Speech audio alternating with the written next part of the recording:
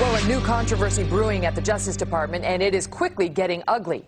3 months after Senator Charles Grassley asked some very pointed questions of the Justice Department, Attorney General Eric Holder has now revealed that at least 9 of President Obama's Department of Justice appointees either represented Guantanamo Bay terror suspects or argued on their behalf before going to the DOJ. Monica Crowley is a radio talk show host and a Fox News contributor. She's my guest now. All right, Monica.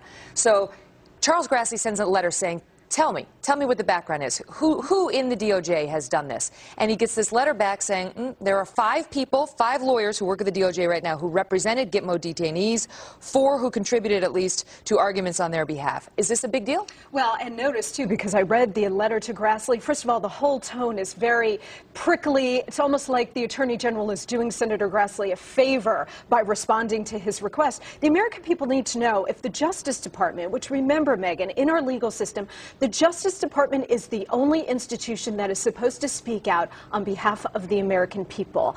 And in this case now, it seems that we have a DOJ that is relatively stocked with what could be assumed to be terrorist sympathizers, because if you think enough of these Guantanamo Bay detainees to represent them, what does that tell you about where these people are coming from? Okay, but Grassley's unhappy with the response. Right. But the DOJ would say, look, lawyers do this all the time. You represent criminal defendants one part of your career, and you represent the prosecution or work for the DA's office the next part of your career. It doesn't mean that you're a criminal defendant sympathizer or a terrorist sympathizer. But remember, Megan, we're not talking about lawyers who are defending a guy who stuck up the 7-Eleven. We're talking about strict national security here. We're talking about the ultimate attacks against the United States directed at civilian targets. These are terrorists we're talking about. And also, as I just said, the Justice Department is the only institution legally in the United States that is supposed to speak out and defend the American people. You know, the funny thing is, when I practiced law, we used to call ourselves soulless lawyers because you could argue any side. You have a soul, Megan. Come on. But, you can't argue. That's what you get paid to do, argue both sides. You can just give me an issue and I can argue either side of it.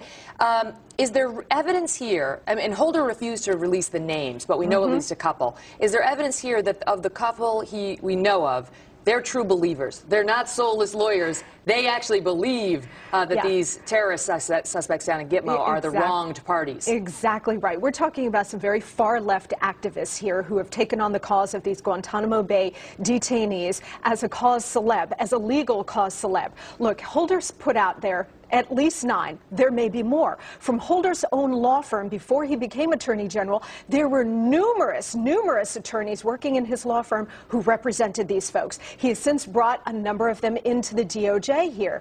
Now, keep in mind, he also did not reveal a couple of crucial elements to this. Not only did he not tell us who the lawyers are, but he didn't say which detainees they were representing at Guantanamo Bay. He didn't say whether or not they recused themselves at DOJ from any terrorism-related matters. Do we have a right to know that? I mean, does Grassley have the right to demand that? Yes, of course. We are the American people. Their one job at DOJ is to protect the United States against terrorism. We have a right to know if any of these lawyers, very high-ranking at DOJ, right under Holder, are terrorist sympathizers. Grassley came out and said, I asked for names, cases, and recusals, and in return I received a 5-page letter of bureaucratic mumbo-jumbo that failed to sufficiently answer my simple questions.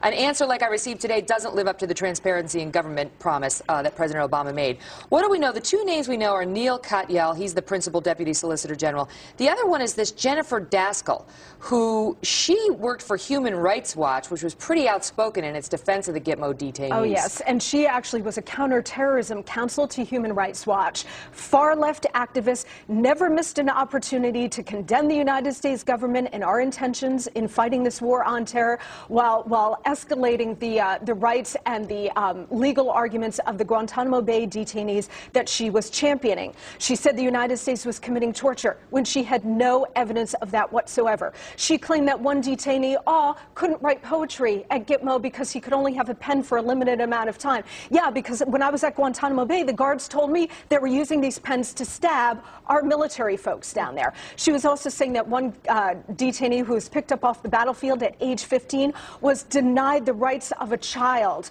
when he was picked up.